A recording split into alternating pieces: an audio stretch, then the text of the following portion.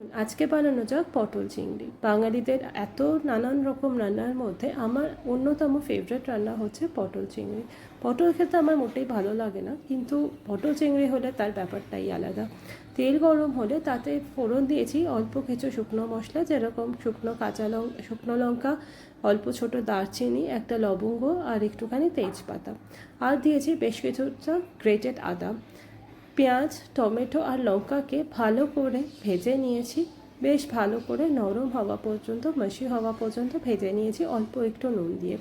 তাতে অ্যাড করেছি ভিজিয়ে রাখা কিছু গুঁড়ো মশলা, যেরকম হলুদ, নুন, লঙ্কা, ধনে গুঁড়ো, জিরে গুঁড়ো, যা নর্মাল স্পাইসেস আমাদের কিচেনে থাকে, সেটাই একটু জলে ভিজিয়ে তাতে অ্যাড করেছি। ভালো করে কুক করে নিয়েছি যতক্ষণ না টমেটো আর পেঁয়াজটা একদম গলে একদম পুরো পেস্টের মাসি হয়ে গেছে। তাতে অ্যাড করেছি ভেজে রেখেছিলাম নুন আর হলুদ দিয়ে টুকরো টুকরো করে কেটে রাখা পটল আর টুকরো টুকরো করে কেটে রাখা আলু। ভালো করে মিক্সড করে নিয়ে অল্প অল্প জল দিয়ে ভালো করে মিক্সড করে নিয়ে বেশ কিছুক্ষণ ধরে কষিয়ে নিয়েছি।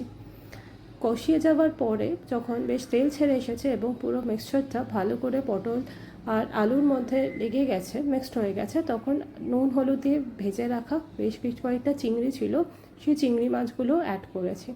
আমার মনে হয় চিংড়ি মাছ দিলেই যেন সব রকমের রান্নার গন্ধ, টেস্ট সবটাই চেঞ্জ হয়ে যায়।